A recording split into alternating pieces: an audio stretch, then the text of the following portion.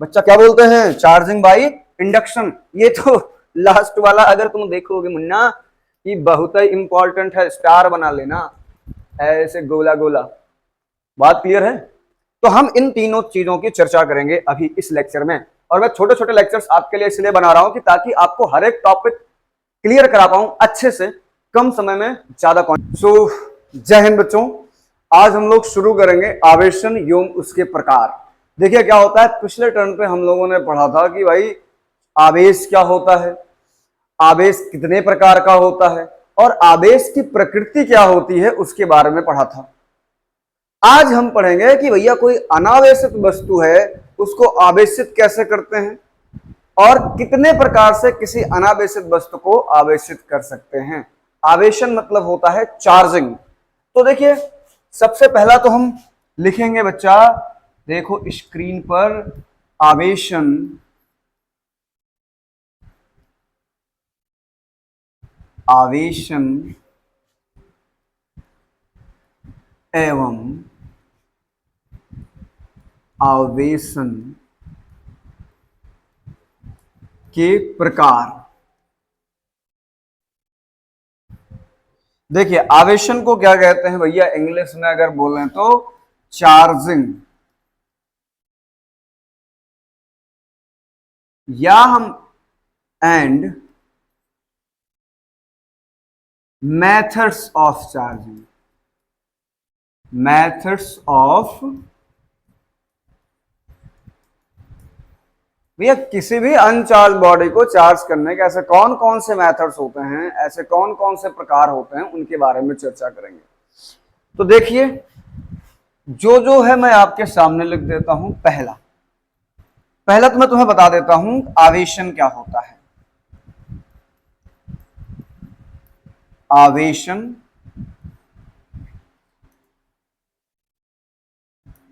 किसी अनावेशित वस्तु की, किसी अनावेशित वस्तु को आवेशित करने की प्रक्रिया क्या कहलाती है, आवेशन। तो लिख लेना, किसी अनावेशित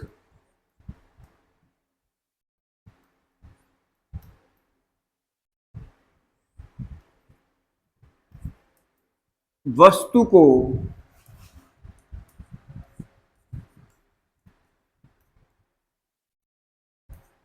आवेशित करने की प्रक्रिया आवेशन कहलाती है। आवेशन कहलाती है। बात समझ में आई? किसी अनावेशित वस्तु को आवेशित करने की जो प्रक्रिया होती है उसको क्या कहते हैं, आवेशन। अब कितने प्रकार का होता है आवेशन, चलिए अगले पेज पर देते हैं। आवेशन के प्रकार, आवेशन के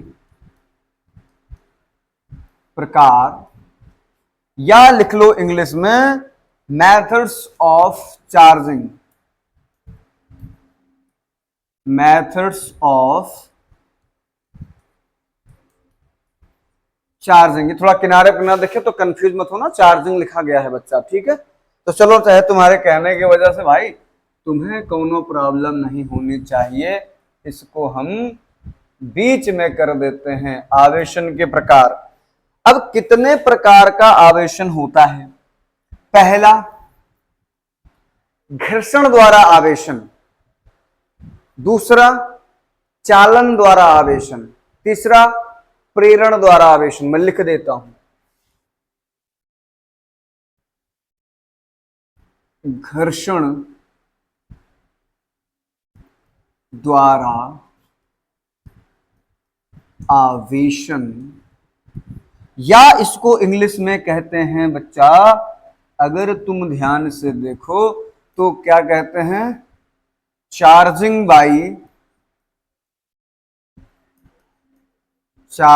बाई फ्रिक्शन।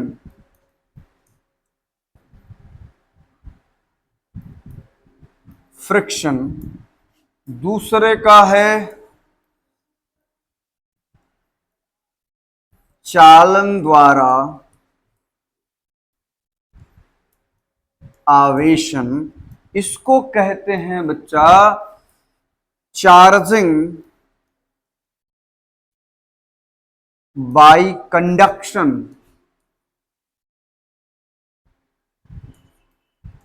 और तीसरा और लास्ट है बच्चा, देखो ध्यान से, देखो मगर ध्यान से, प्रेरण द्वारा चालन। इसको इंग्लिश में बोलते हैं चार्जिंग बाय इंडक्शन। बच्चा क्या बोलते हैं? Charging by induction. ये तो लास्ट वाला अगर तुम देखोगे मुन्ना, ये बहुत ही इंपॉर्टेंट है, स्टार बना लेना ऐसे गोला गोला।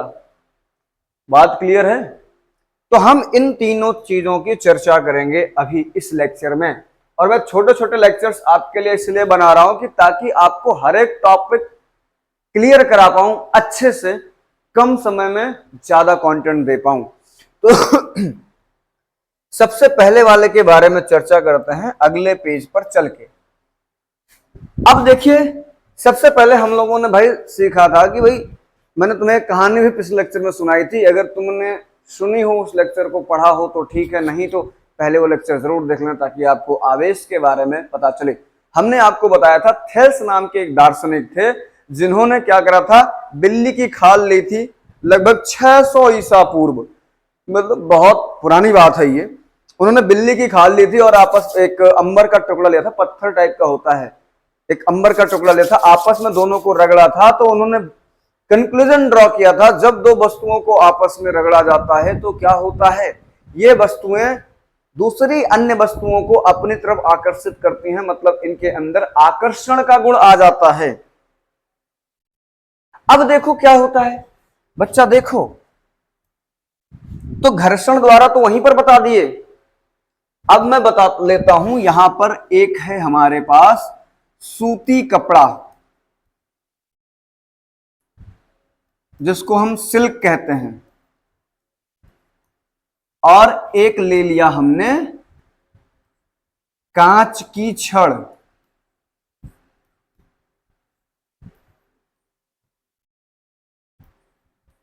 कांच की छड़।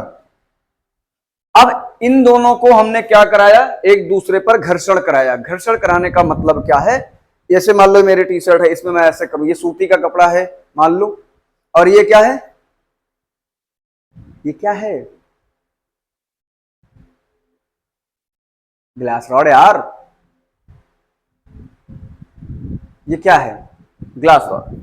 अब इसको हम इसमें रब करें या रब करें, जो भी बोल सकते हो यार, रगड़े, जो तुम कह सकते हो कह दो। तो भैया हमने क्या करा, यहां पर ये सिल्क क्लॉथ लिया, आपस में इन दोनों को रब कर दिया। रब करने का मतलब क्या कर दिया, रगड़ दिया ऐसे करके। रगड़ने के बाद इनको अलग अलग किया गया। ये सिल्क क्लॉथ है, ये आपकी ग्लास रॉड है। सिल्क क्लॉथ का मतलब सूती कपड़ा है। जो सूती कपड़ा है वो नेगेटिवली चार्ज हो जाता है, मतलब इस पर ऋणात्मक आवेश आ जाता है, और इस पर क्या आ जाता है, धनात्मक आवेश आ जाता है। तो आपका जो सूती कपड़ा है उस पर क्या आया, ऋणात्मक, और यहां पर क्या आ गया, पॉजिटिव कह लो, इसको हिंदी में बोले तो धनात्मक हो जाएगा।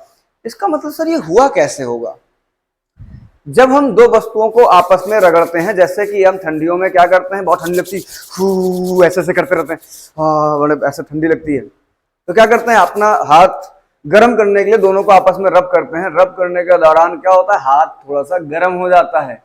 गर्म हो जाता है तो क्या होता है, इसका मतलब क्या हुआ, ड्यूरिंग रबिंग, मतलब फ्रिक्शन के दौरान, मतलब घर्षण के दौरान क्या मिलते हैं, यहां पर ऊष्मा उत्पन्न होती है, मतलब कुछ तापमान बढ़ जाता है, उष्मीय ऊर्जा मिलती है। उष्मीय ऊर्जा मिलने के कारण जो बाह्य कक्षा के इलेक्ट्रॉन हैं, चाहे वो सिल्क क्लॉथ हुआ चाहे वो ग्लास रॉड हुई, या हिंदी में बोले तो यह सूती का कपड़ा हुआ या कांच की छड़ हुई, दोनों के बाह्य कक्षा के इलेक्ट्रॉन हैं जो, उनको वो ऊष्मीय ऊर्जा मिलेगी, और बाह्य कक्षा के इलेक्ट्रॉन को यदि ऊष्मीय ऊर्जा मिलेगी तो वो अपनी कक्षा से निकलकर भागना चाहेंगे। अब जब दो वस्तुएं आपस में रगड़ी जा रही हैं तो दोनों को बराबर ऊष्मा मिलेगी, और जब बराबर ऊष्मा मिलेगी तो जिसकी, भैया देखो, अगर देखा जाए इस पर इलेक्ट्रॉन निकलकर आए होंगे, क्योंकि इलेक्ट्रॉन जहां पर जाएगा उसको ऋणात्मक करेगा, जहां से निकलेगा उसको धनात्मक करेगा।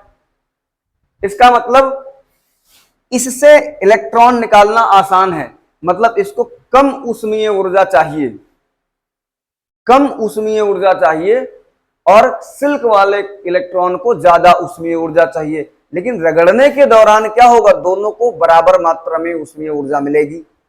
तो इसलिए एक अगर ऋणात्मक होता है तो दूसरा धनात्मक होता है, उतना ही जितना इस पर ऋणात्मक आवेश आया है उतना ही इस पर धनात्मक आवेश आया है। तो यहां तक बात क्लियर हो गई। चलिए आगे बढ़ते हैं और बात करते हैं। तुमने यार कई बार ऐसा देखा होगा ना, स्केल को रब कर लेते हैं हेयर में, उसके बाद क्या करते हैं, अपने हाथ के रोए के पास ले जाते हैं, तो क्या होता है, हाथ का जो रोया है वो क्या होता है, उस स्केल की तरफ खींचा चला आता। नहीं तो हम लोग तो बहुत जादू करते थे, जादू टाइप कैसे दिखाता हूं, तुम्हें जादू दिखाएं। स्केल को हाथ में रब कर देते थे, छोटे छोटे टुकड़े टेबल पे फैला लेते थे, और स्केल को उसके ऊपर से लेकर जाते थे। समझ गए? तो अब देखो अगला, अगला जो है बच्चा वो है अपना चालन के द्वारा आवेशन। किसके द्वारा? चालन के द्वारा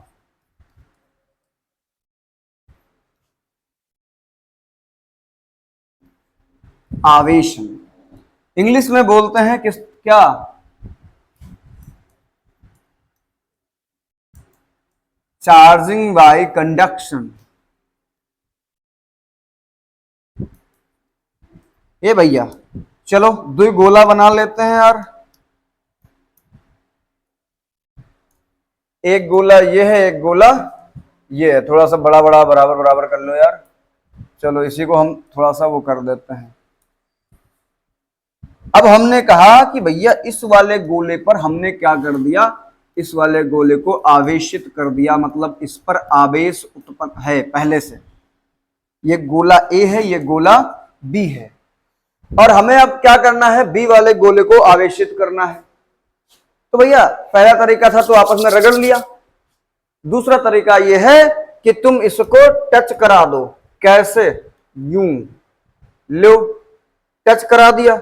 अब टच करा देंगे तो क्या होगा, आवेश का स्थानांतरण, आवेश एक गोले से दूसरे गोले पर चला जाएगा, और आवेश ये कब तक जाता रहेगा, तब तक जाएगा जब तक कि दोनों गोलों पर आवेश बराबर ना हो जाए। तो इस प्रकार आपका जो गोला बी है ये क्या हो जाएगा, ऋणात्मक आवेशित हो जाएगा। क्या हो जाएगा? ऋणात्मक आवेशित हो जाएगा।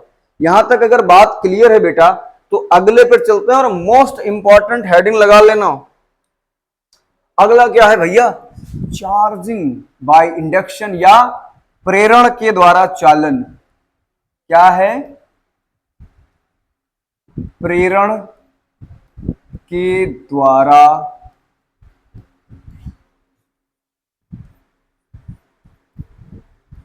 चालन। इंग्लिश में बोले तो लिख लेना चार्जिंग बाय इंडक्शन। अब देखो इसमें क्या होता है, देखो ध्यान से बच्चा, यहां पर एक हम लेते हैं गोला, और इस गोले को हम क्या करेंगे, थोड़ा सा बढ़िया सा बनाएंगे। आओ तुम्हारी मदद से।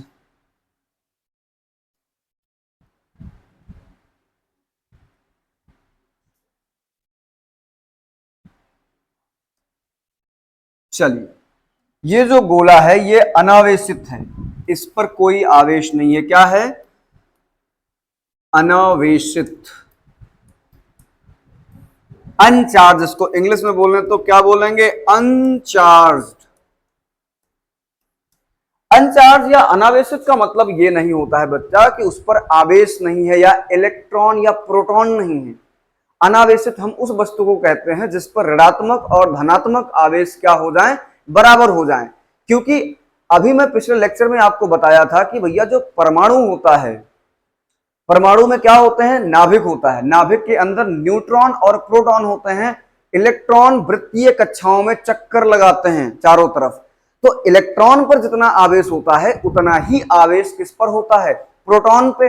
और आपका जो न्यूट्रॉन होता है वो न्यूट्रल होता है, मतलब उस पर कोई भी आवेश नहीं होता है। और जो परमाणु है उसको क्या कहते हैं कि भैया ये प्रारंभ में अनावेशित होता है। अनावेशित का मतलब इस पर पॉजिटिव मतलब इलेक्ट्रॉनों की संख्या और नेगेटिव मतलब पॉजिटिव मतलब प्रोटॉनों की संख्या, नेगेटिव मतलब इलेक्ट्रॉनों की संख्या बराबर होती है, जिससे दोनों का इफेक्ट मिला के 0 हो जाता है। चलिए, इसका मतलब इसके अंदर इलेक्ट्रॉन प्रोटॉन वगैरह हैं भैया, देखो ध्यान से, देखो मगर ध्यान से। अब हम इसको थोड़ा सा मॉडिफाई करेंगे, ताकि देखो मेरे को बार बार बनाना अच्छा नहीं लग रहा है, क्योंकि मुझे कई बार इसको बनाना पड़ेगा, इसलिए मैं कोशिश कर रहा हूं कि इसको ऐसे ही इधर कर। चलिए मैं समझाता हूं आपको। मैंने एक क्षण ली, इस क्षण पर क्या है, धनात्मक आवेश है मान लो, या तुम मान लो ऋणात्मक आवेश है, कुछ भी मान सकते हो, कोई प्रॉब्लम नहीं है। हमने इस पर मान लिया बच्चा कि ये ऋणात्मक आवेशित है, मतलब नेगेटिवली चार्ज है, मतलब इस पर क्या है, ऋणात्मक आवेश है। और मैंने इसको क्या करा कि अब मैं भैया इसको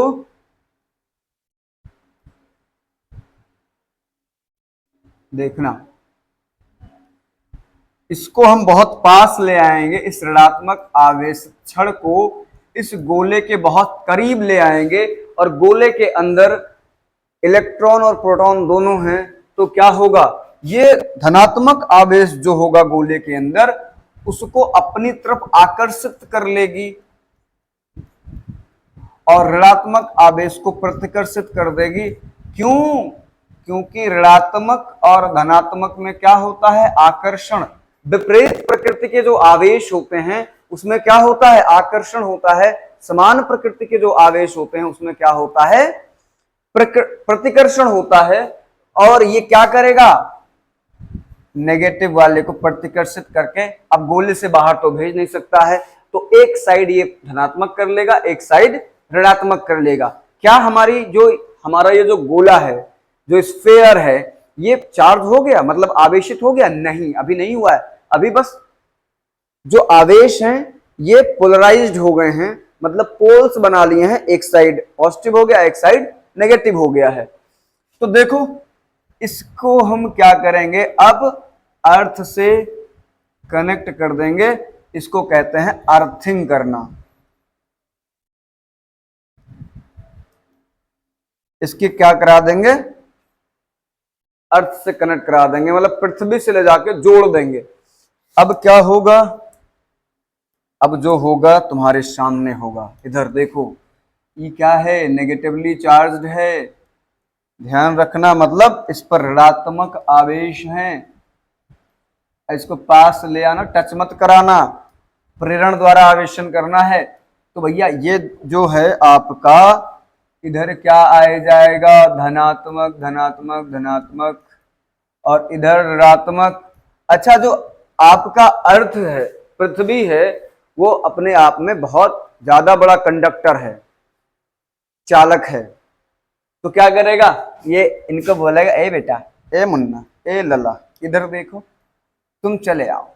तुमको धक्का दे रहे हैं ना, ई वाले क्या कर रहे हैं, रिपेल कर रहे हैं ना, प्रतिकर्षित कर रहे हैं ना, तुम चले आओ अंदर। तो ये क्या करेगा, चला आएगा अंदर, और जब चला आएगा तो देखो भैया ये सिचुएशन कुछ इस तरह की बन जाएगी। देखो देखो देखो, पॉजिटिव वाला इधर ही फंसा रह जाएगा, इधर से पूरा का पूरा नेगेटिव पृथ्वी ने अपने अंदर बुला लिया है, क्या कह के, आओ तुम्हें लड्डू खिलाएंगे। ये नेगेटिव है, लड्डू नहीं यार, समझा करो, ये नेगेटिवली चार्ज है। और लास्ट केस में हम लोग देखेंगे कैसे। ये देखो, लास्ट वाला गोला बनाना है एकदम भैया। ये लास्ट में जो गोला है ये पॉजिटिवली क्या हो गया, चार्ज हो गया, या इस पर धनात्मक आवेश आ गया। और इस क्षण को भी अब दूर कर लो, कह रहा मेरे नजरों के सामने से हटा लो। मैं अब हम धनात्मक, मेरे अंदर धनात्मक आवेश हो गया, मैं ऋणात्मक वाले को अपने पास नहीं रखूंगा। फाइनली ये जो आपका स्फेयर है, गोला है, धनात्मक आवेशित हो गया है। क्या हो गया है, धनात्मक आवेशित हो गया है।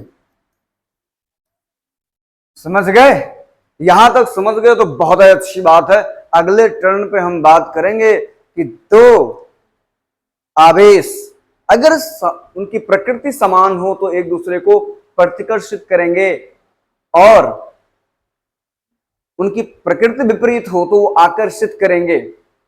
और कितने बल से आकर्षित या प्रतिकर्षित करेंगे वो बात करेंगे। मैंने ये तो बात कर लिया है आवेशों के गुण में, आवेशों के जो गुण होते हैं उनमें ये चर्चा कर लिया है कि समान प्रकृति के आवेश एक दूसरे को क्या करते हैं, प्रतिकर्षित करते हैं, तथा विपरीत प्रकृति के आवेश एक दूसरे को क्या करते हैं, आकर्षित करते हैं। अब वो कितने बल से आकर्षित या प्रतिकर्षित करते हैं अगले लेक्चर में पढ़ेंगे।